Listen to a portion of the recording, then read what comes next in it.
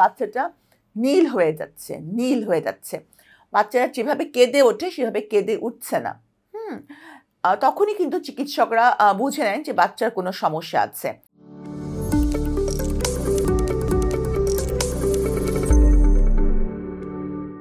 আসসালামু আলাইকুম, আমি ডক্টর সাবরিনা হুসেন।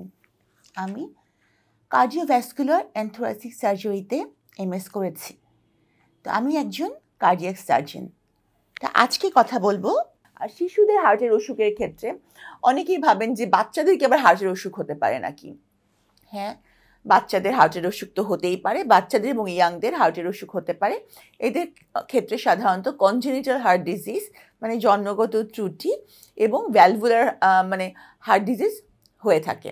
দেখা যায় যে জন্মগত ত্রুটি কিছু কিছু বাচ্চা জন্ম সময় দেখা যায় কিভাবে বোঝা যায় যে বাচ্চার জন্মগত ত্রুটি আছে, মানে বাবা মা কী করে বুঝবেন। দেখা যায় যে বাচ্চার যখন জন্ম হলো তখন বাচ্চাটা নীল হয়ে যাচ্ছে। বাচ্চারা যেভাবে কেঁদে ওঠে সেভাবে কেঁদে উঠছে না। তখনই কিন্তু চিকিৎসকরা বুঝে নেন যে বাচ্চার কোনো সমস্যা আছে। আবার দেখা যায় একটা বাচ্চা হয়তো নীল ছিল, পরে আবার অক্সিজেন দেওয়ার পর ভালো হয়ে গেল, কিন্তু পরবর্তীতে দুধ টেনে খাওয়া খেতে পারছে না। তাদেরও কিন্তু কার্ডিয়াক ইভ্যালুয়েশনের প্রয়োজন আছে। কিছু কিছু বাচ্চা আরেকটু বড় হলে 3-4 বছর দেখা যাচ্ছে যে বাচ্চার যেরকম গ্রোথ হওয়ার কথা বয়স অনুযায়ী সেরকম গ্রোথ হচ্ছে না। আবার দেখা যাচ্ছে যে বাচ্চা ঘন ঘন ঠান্ডা কাশি জ্বরে ভুগছে, হ্যাঁ, এবং ওজনটা বয়সের তুলনায় অনেক কম, খেলাধুলা করতে পারছে না। যেই বয়সে যতটুকু খেলাধুলা মুভমেন্ট অ্যাক্টিভিটিস থাকা দরকার নাই।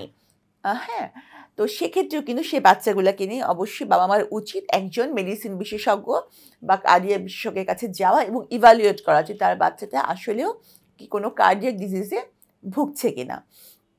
তো ইভ্যালুয়েশনের পরে কিন্তু অবশ্যই বাচ্চার ওজন যদি ভালো হয় এবং বাচ্চা যদি চিকিৎসক যদি মনে করেন তাহলে অবশ্যই সার্জারির মাধ্যমেই তার এই যে কার্ডিয়াক প্রবলেমটা এটা কারেকশন করতে হবে। হ্যাঁ, এরকম ভাবার কোনো কারণ নাই যে হার্টে যদি কোনো কনজেনিটাল হার্ট ডিজিজ থাকে এবং সেটা বাচ্চা নীল হয়ে যাচ্ছে, বাচ্চার বৃদ্ধি হচ্ছে না, বাচ্চা খেতে পারছে না, বাচ্চা বুকের দুধ টেনে খেতে পারে না বা অন্য খাবার খেতে পারছে না, খেলাধুলা করতে পারছে না, যে তারা এমনি হয়তো ভালো হয়ে যাবে, এরকম ভাবার কারণ নেই। তো চিকিৎসকের পরামর্শ অনুযায়ী তাকে ইন্টারভেনশন করাটাই উচিত হবে বলে মনে করি।